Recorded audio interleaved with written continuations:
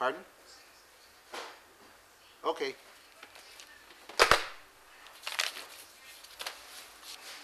What Is else? is your business specific to this neighborhood? No, no. We sell out of state. We sell a lot out of state. Our business. It used to be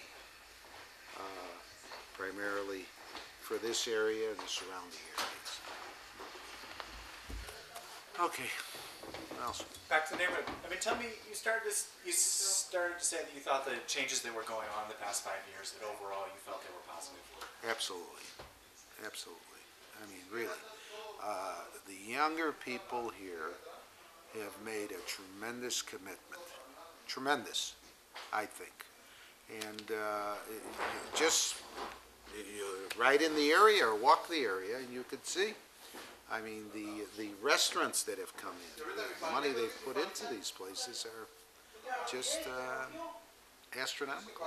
What sorts of commitment do you mean? What does that mean to say that the young people here have made an enormous commitment? Buying. I'm not sure. What do you mean when you say that? Buying condos, buying homes, buying houses, buying 2 flats, 3 flats. So you're saying financial commitment? Yes, yes, I think so. See, I feel that anything close to downtown is prime now because of what they've done in this area and River North. You know, this is all, you know, connected. And I think it will be greater and become more valuable, the properties around here, as they go further west and further north from here. Do you think the values of real estate in this area will just continue to grow and grow steadily? I think now they're at a pretty high level right now. I think it'll grow like proportionately like any other property in the city that is growing at whatever, a 3% or 5% or whatever. But this thing shot up in the last 5 years. I mean, just unbelievable, unbelievable.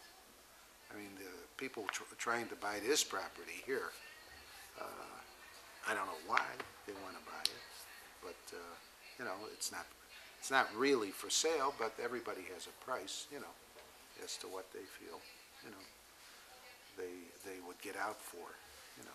What prevents you from selling your property? Well, it's a family-owned business. My son's in the business. It'll be his business, you know, after I leave. So I would. Is there some threshold that you'll reach when eventually the price will just get so hard that it'll be impossible to refuse? Yes, probably. Probably. We could always relocate, you know. We could relocate now because most of our business is from out of the area, you know. That's another thing. So tell me, what role have artists played in this community over the past couple of tremendous. Just tremendous. I've had at least 3 sets of artists living in the loft upstairs in the past 20 years. We've had a tremendous, he was a sculptor of courting steel. He was phenomenal. I forget his name. He's probably famous today, but I forget his name. And then I had Stephen Hyman, who was a very well-known artist, very good artist, tremendous artist. His paintings are very valuable. He lives in the area. He moved somewhere in the area. He bought a piece of property, and he's renowned. He's very, very good artist. And then we had another artist. His name was, I forgot what his name was. But more specifically, what sort of role have artists played in this neighborhood and in this community? well, I think they've brought a lot of culture, you know, a little class, really, to the area, which is good for the area. You know, really good for the area. They're all very genuine, I think, really. Do you see any downside to the process that's taking place that you're talking about? No, not at all, not at all. I think it's good for the area, really. Even though our taxes have gone up dramatically, you know, but it's good. It's really good. I've heard from some other local business owners that they are not happy to see people getting pushed out by forces that are beyond their control. Well, you see, a lot of the, our business was, at one time, I would say was 80% Latino. And now I would say maybe it's 10%. As you push people out of the area, they don't shop in the area. But we still get people coming here from, all over the Latino. We get them from the Pilsen area. We get them from Aurora. We get them from Elgin. We get them from all over. They still come here. But they have moved. They just can't afford it. And a lot of it was split between the Puerto Rican community and the Mexican community. And the Puerto Rican community, which owned the properties, a lot of the properties around here, it was a bonanza for them to sell their property, and they've gone to Puerto Rico and lived happily ever after. That's what I'm told. Whereas the Mexican community lived in the apartments around here. Very few owned, that I knew, owned their own properties. They rented it. That's what I. Do you have many relationships with your neighbors? Not really. Not really. Not really. Any particular reason why? I just, I have a family. We're family oriented, and I like my family. I like going home to my family. I just don't associate with.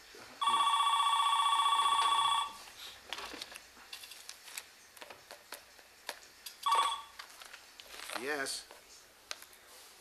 No. Yeah. All from out of town. Yeah. 3 out of 4 bought from out of town. What, Stu? Who? Oh, good. Yeah, well, we gave her a nice deal, That's good. She seemed like a nice girl, So, did you go out today? Yeah. Uh-huh.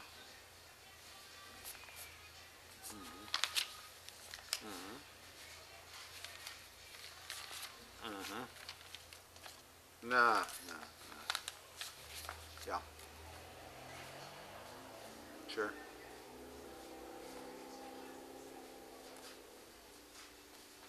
Sure. Nah, you gotta wait till they clean it up, Herm. Yeah. Well, it's supposed to be icy. It's supposed to be icy tonight. Yeah. Well, no, we're staying home. Tonight we're staying home. Tomorrow we're.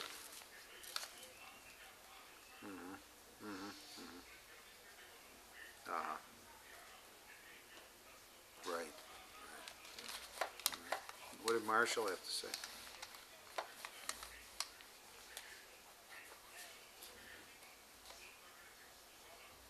All right, bye. So, what would you say is the nature of most of the businesses that are popping up in this area now? Strictly catered to the people that live in the area, really.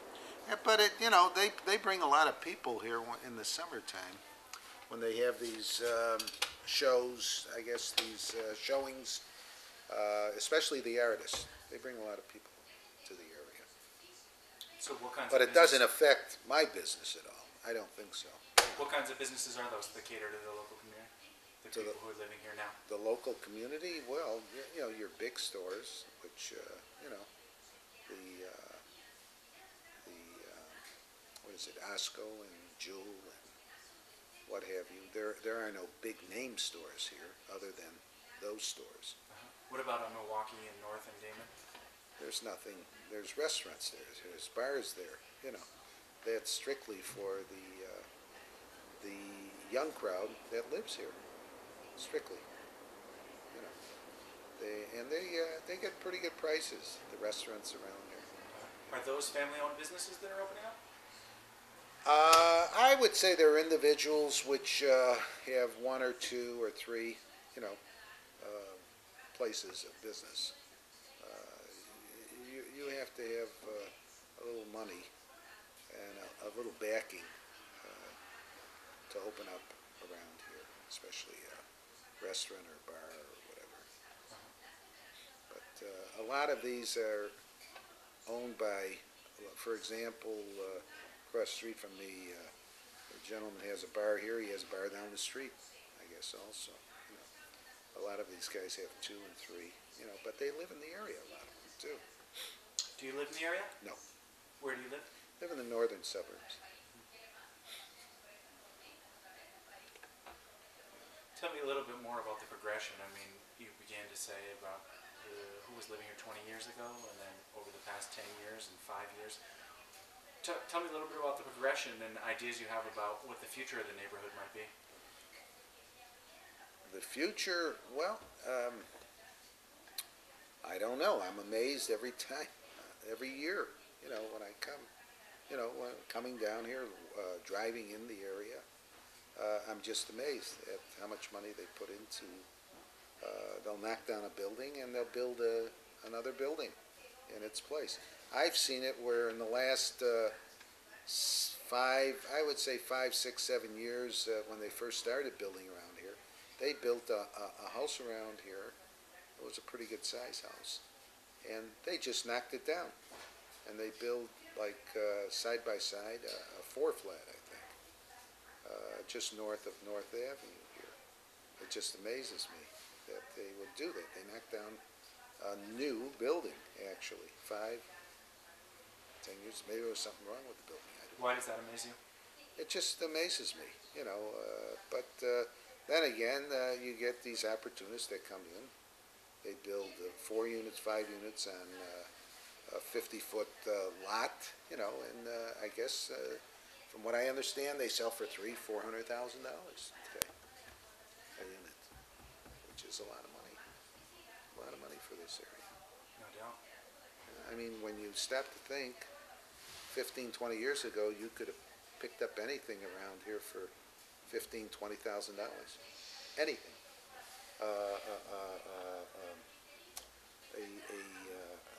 Milwaukee Avenue commercial property around here, you could have picked up for, gee, $40,000, $50,000. Could have gotten some really.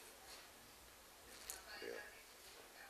I mean, the hardware store, which is consisted of 5 buildings and 3 lots, which is to the right of me, was sold for $189,000 about 20 some odd years ago. I had a contract to buy those buildings for $180,000, and it was sold from under us for $189,000. They sold it 3 years ago for $2.5 million. And it's probably worth more today. But the biggest problem is when these big guys come in, they're looking to get the bigger stores to come in here, or and they're looking to get high-line rents. And a lot of the stores today are empty because of that. But that's because of the tax rate that has gone up. It's literally doubled and tripled since these developers have come into the area. So it's. Can you explain that process to me again? When the big companies come in and they're trying to bring them in, what is it that leads to a lot of empty storefronts? The cost, everything now is square footage. When you rent it, $10 a square foot, $15 a square foot, $20 a square foot. You're talking about some big money. Good afternoon, sewing machines.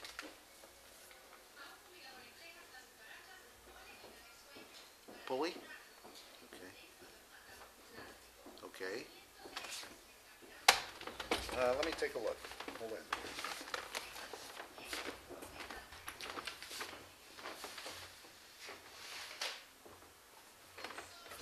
What else? So you're saying empty storefronts? Yes. What? A lot of empty storefronts.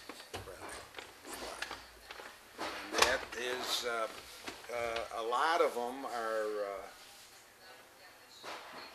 I'm assuming, I don't see anything done to these stores by the new landlords.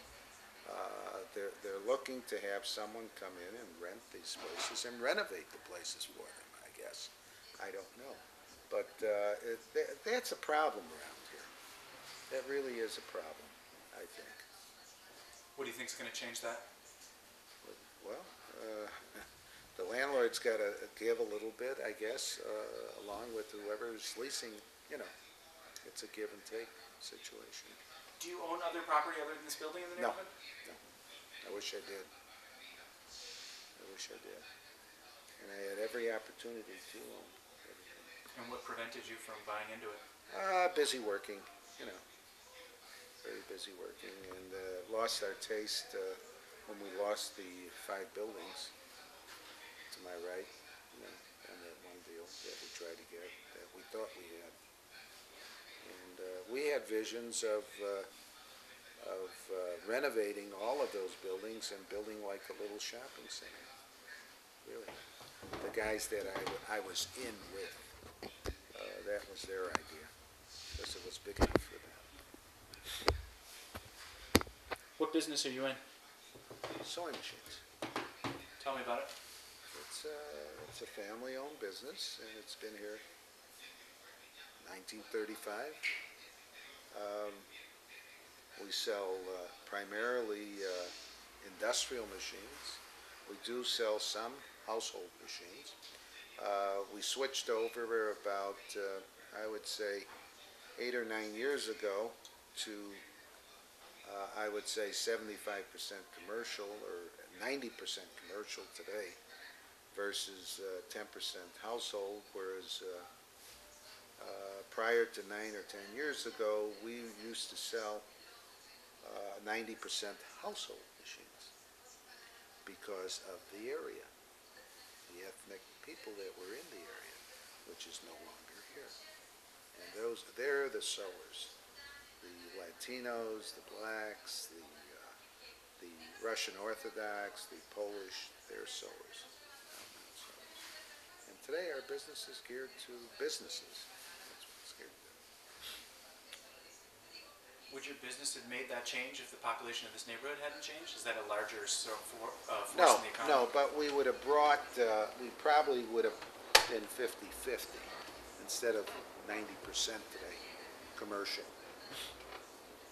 We probably would have been 50% household and 50% commercial. Because there's a very good market for commercial. It's more of a definite, you know, customer, serious customer that you get that's looking for commercial. How do you feel about the things people say about the neighborhood losing its character and making this transition against what some people feel is a real loss of a sense of community and or what this neighborhood was all about at some point? I think it's much better, really. It's good for the area. I mean, 25, 30 years ago, we used to wear guns with holsters in the store here. I mean, you didn't know who was coming in to rob you, you know. I mean, that's the way it was. When were you wearing a gun? Oh, about 25 years ago, 20 years ago, 20 years ago, up to 20 years ago. And did you ever have to use it? No. But you felt it was necessary? Yeah, I would, I had to draw my gun a couple of times, you know, but I never, it would be very hard for me to shoot something. But it was strictly, I felt it was very dangerous around here, very, very dangerous. And why would you stay here? I was shot once in the back, walking down the street. Literally shot in the back. What year was that? That had to be about 15, 20 years ago. And what was that about? I was just walking down the street, and there was a guy, like, walking this way, and I was walking in an opposite direction, and it just hit me from the back. It was winter time. I was wearing a leather jacket, and it knocked me down. And the guy that was in front of me, walking towards me, said, "What happened to you?" I says, I either got hit with a bow and arrow, or I was shot. And he says, well, there's like a hole in your jacket, you know, and there happened to be a police officer in a car driving by, and he stopped, and he says, what happened? I says, I think I was shot, or I was hit with a bow and arrow, something. So he says, he was skeptical, and I took my jacket off, and I took my shirt off. He says, you were shot. Were you bleeding? I had a little blood. It just, the jacket, he said, the police officer said you were shot where someone took a pistol or a rifle or whatever and shot it in the air, and everything's got to come down, you know. And that's what happened. You shoot a bullet in the air. What part of your back were you shot? Right in the back. Right in the back. Yeah, and he, I guess they can tell by the, around the wound, if a bullet wound, it has a certain type of, allergic reaction, it looks like, around the wound. And that's what it was. And I was treated on the scene by paramedics. And that wasn't enough to drive you out of this neighborhood at that No, point? Why not? I just was, I did not, well, first of all, it was my livelihood. And I loved the area. I was, you could say I was fearless, really. I really wouldn't put up with any nonsense when people would come into the store and try to steal from us or try something, you know. We were just, they knew to stay away from here. They really knew. And I used to chase people. I mean, women used to come in and say, a guy stole my purse. We used to chase them down the street and retrieve their purse. And when did that type of stuff Oh, that was end? going on 25 years ago, 30 years ago. I mean, really, well, yeah, it's an accommodation from the police department that I got helping a police officer, one of the foot cops around here.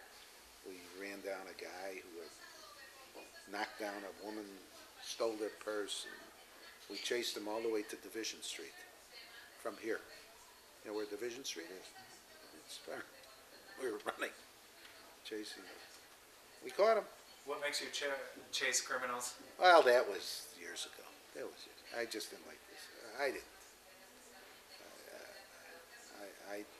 I'm, let's say I'm no nonsense. You know, I just don't, I've done things in my life that I just don't like to see the, the underdog taken advantage of. That's all. That's what it was. What does what's happening in this neighborhood tell us about, in general, what's happening in Chicago at this point in history, in neighborhoods across the city, maybe? I really don't know. You know, I know there's areas that are worse than our area was ever, you know, that I read about in the paper, you know. Really, you know, the city is totally different from the suburbs. You know, I live in the suburbs. And, I was always overprotective of my children, my wife. If my wife comes into the city, she has to come here, and I take her where she wants to go. Now? Now and always. Always. Why? I just don't trust the city. I don't. That's a fact, really. What about all those other? Because I grew up in the city, you know. I came from the inner city. Where did you grow up? On the west side of Chicago. How has the neighborhood that you grew up in changed over the course of your Oh, lifetime? it's the pits today. You know, the area I grew up. Which area is it? It's called Franklin Park. It's in Chicago. It's west of Crawford, south of Roosevelt Road. That area. I grew up in that area. And I went to high school at Marshall High. Went to college, Carter Teachers College.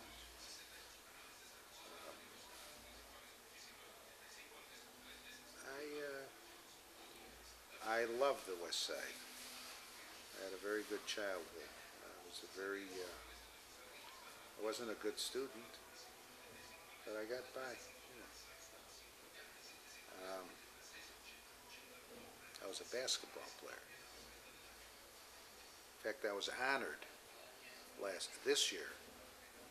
I was honored into the High School Hall of Fame, basketball, which is a great honor. And it was different in those days, you know. In those days, the neighborhood, you would have a place to go to. You were never home. There was always, we were always playing ball, either playing basketball, or baseball, or football. You know, we were always playing. You know. Whereas today, you don't have that. They don't have the neighborhoods today. They really don't. A number of people I've talked to have said that one of the things that changes when you have those similar processes that are going on in this neighborhood is that there are not as many children in the neighborhood, and that's one of the things. Children and old people and people from different generations are what make a community. Yes, that's absolutely right. Absolutely right. Absolutely. You see, the thing is, in the last 10 years, actually, this has changed the area. People come in, the young people come in, they buy a piece of property, they get married, they get pregnant, they have a child. The minute the child hits 5 or 6 years old, they move out of the area. Where do they go? They go either to the northern suburbs, or the southern suburbs, or the western suburbs, you know. That's the way it is. A lot of people like to live here, but they want their kids going to the better schools. They feel the schools in the suburbs are better, or they stay here and they go to private schools, which they have. And what effect does that have on the community as a whole? Well, that's no good. See, that's no good. That's not good. If they would stay here, the neighborhoods, it would be better if they stood here. Really, I ran because I saw what the neighborhoods were like. They weren't safe.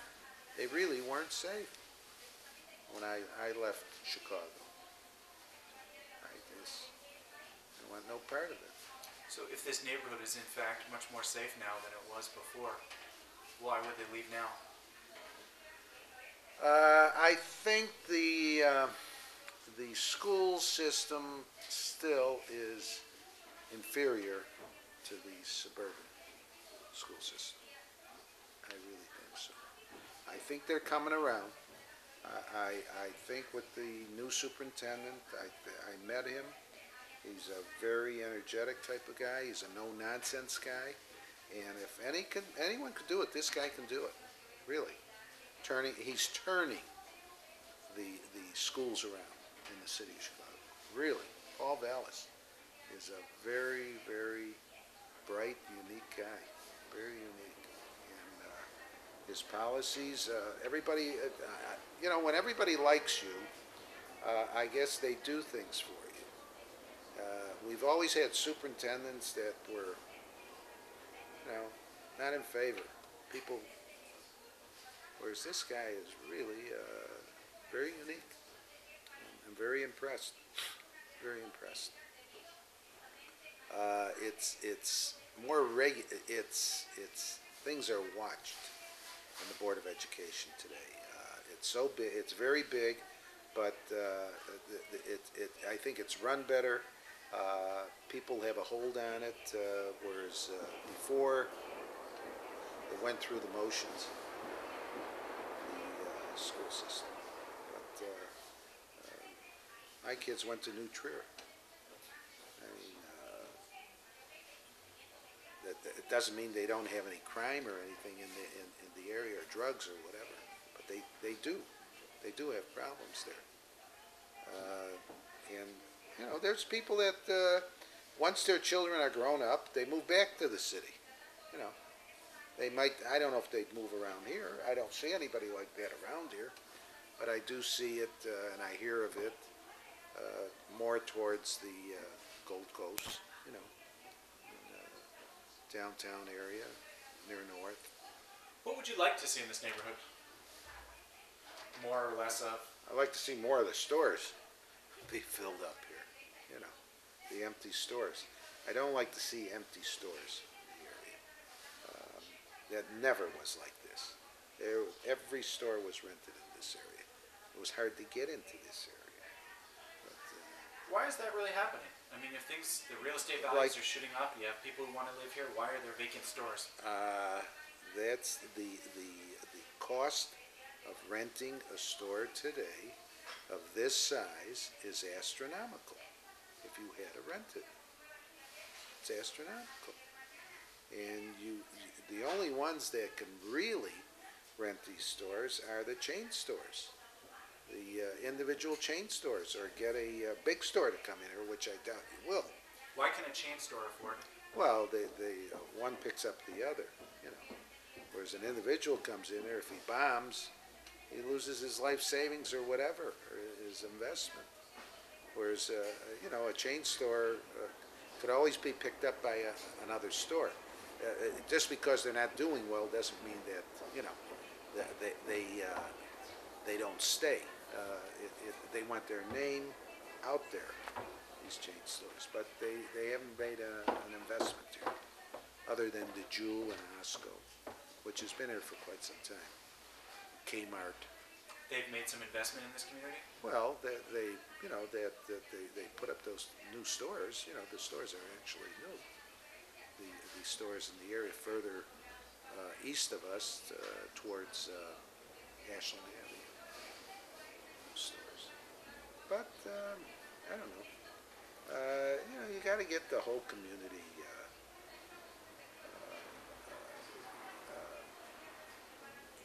the people that live in the community all work downtown, or they work in the cafes around here and the bars around here.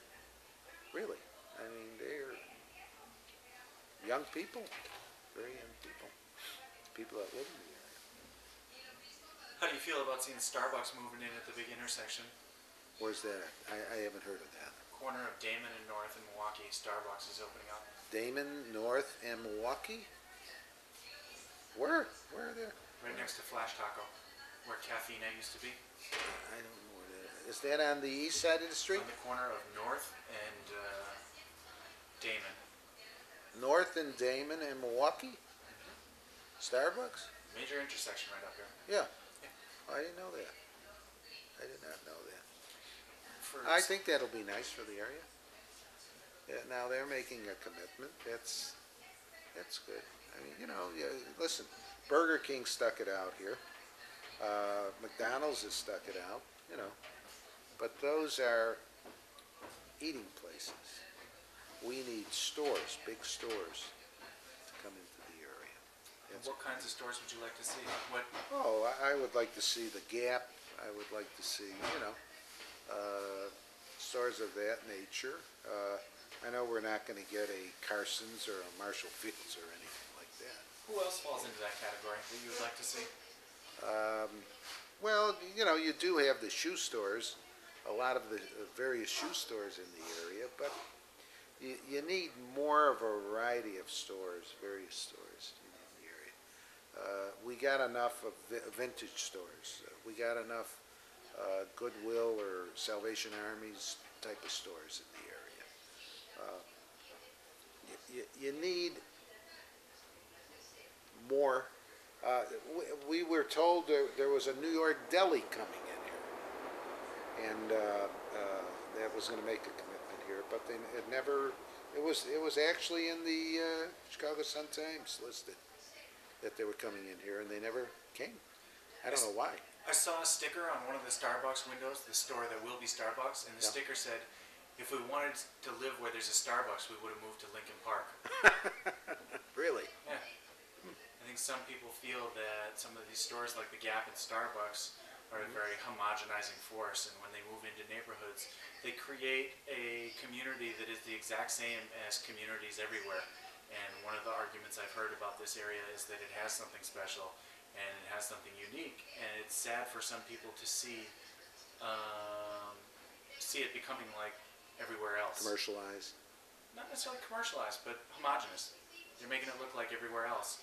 What, do you have any reaction to that? Not really. Not really. Really. I didn't know that Starbucks was coming in until you told me. You know, I don't see. You know, I don't see it hurting the area really. But like you say, it'll take away something from the area. Nah, I don't think so. I don't think so. If there is something about this neighborhood or this community that makes it specific and unique from other neighborhoods in the city, what would you say that is? Oh, gee. If it exists. Gee, I don't know. The heck? There's not too many sewing machine stores. I know that. In the city. That's unique. And we're unique. We're open 7 days a week. You know, we've been open for 7 days a week for I don't know how long. We just started taking off on holidays. We used to be open on all the holidays. But we now take off. We close down. I don't know. I don't know what makes it so unique. Really. I really don't. I spoke to some other business owners who compared it to neighborhoods in the East Village in New York, or maybe a neighborhood in San Francisco or Los Angeles, and they said that that was something they were struggling to try and hold on to and to preserve. Well, New York, the only place I really thought looked sort of like this was trying to look sort of was like Soho in New York, and but in L.A. I've been to L.A. and San Francisco, but not in the areas, just visiting short visits. That's all. But no, I don't. But the areas, there's areas that have been developed further south from here, not that far further south from here, which has come alive. Madison Street was Skid Row. Do you know where Madison Street is? I mean, you go down there, it's unbelievable what they have done there. The flop houses they've converted, they've torn down. They are building around there. It's unbelievable. Washington Street, Jackson Boulevard. I remember when they first started turning in those big office buildings, warehouse buildings into condominiums. And that was 10, 15 years ago. They started there. I mean, there are streets on Jackson Boulevard that are magnificent, that were in the crime areas. Really, I'm in awe, really. What role does the city play in City is, I think that the mayor has done wonders, the new, Mayor Daley, for this city, and I think he's very genuine, really. He's a little different from his father. I think he does really a terrific job, the mayor. I mean, if there's graffiti around here, that truck is here the following day. There must be someone that drives up and down the street and says there's graffiti on this building or that building, and they're here the following day, either painting or cleaning it out. Do you think that's true of the entire city? I hear about it, and I think he tries to do a really good job. I really think he's with it. I think he knows what's going on, really. His father was more of a political, a boss. The old boss got things done. His father was very unique also, in his own way. I was around when they were around, all of these guys. The mayor, I thought Jane Byrne was terrific, really. fact, she's a customer of ours. So other than the graffiti removal stuff, what role does in this neighborhood specifically? Well, I think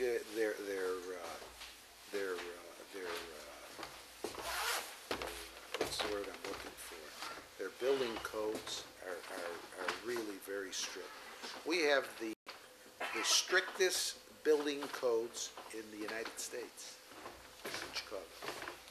The strictest building codes. And how do the building codes contribute to the changing of the neighborhood? Oh, well, anything that's built or renovated that people get permits for, they better be done the right way, because they send out inspectors to inspect the work. I mean, they really make sure that it's done properly. And I think that's great, really. Yep.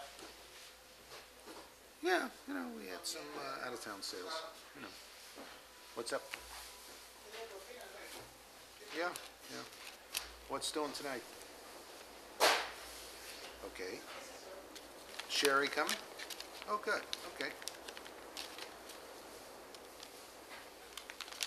Oh, okay. Okay. Sounds good. Okay. Very good.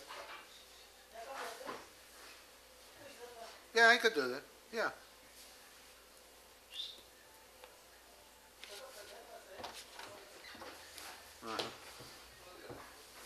Yeah. I know. You have to go back there with them.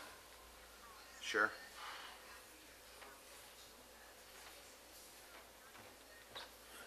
Yeah. All right. Jeff and I will go over and get it. Okay. Okay.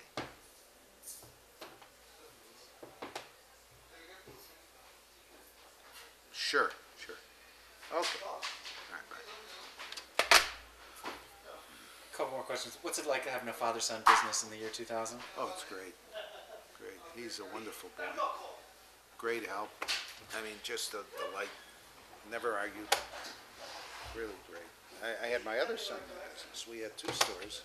We actually had 3 stores at one time. And my other son went on to work for a computer company. He does so well, I can't begin to tell you. And with the other stores? The other stores? Do you go through the same sorts of processes and ideas about the way your store fits into the community as the neighborhood around your other stores changes? Oh, yeah, sure. Where are those stores? That store was on Lincoln, Belmont, and Nashville. And that's going through a transition period right now. We left there because they were selling the building. We didn't own the property.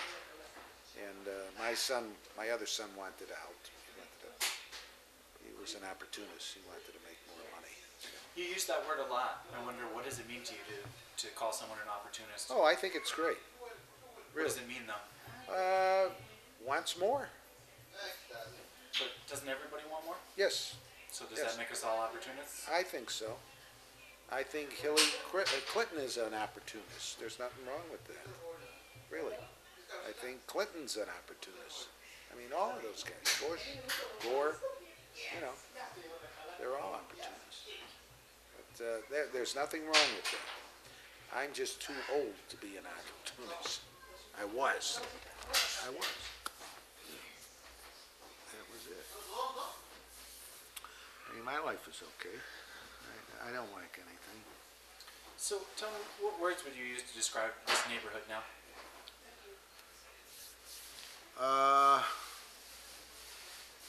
If I had left the area 10, 15 years ago and came back here, I wouldn't believe it.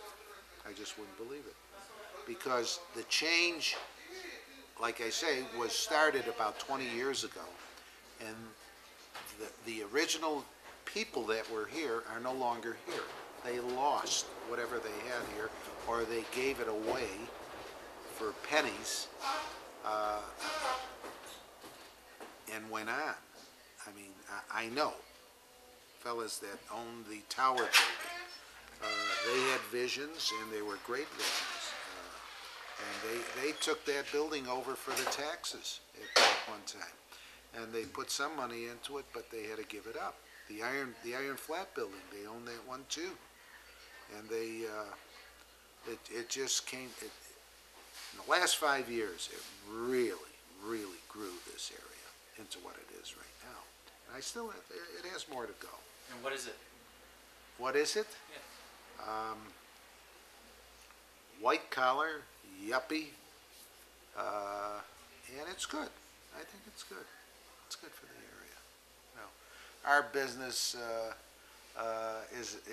has leveled out. It hasn't improved. It hasn't gone down.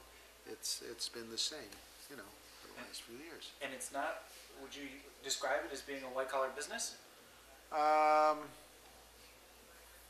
Somewhat, but mostly, you know, yeah, I would say mostly a white collar business. Yes, sure. Can you tell me your name, full name once more, and tell me Norm Levin. and your businesses? Sewing machines, commercial and home sewing machines, sales and service. Now, when am I gonna be on TV? Anything else you want to say, Norm? No, that's it. You're a nice young man, and it was my pleasure.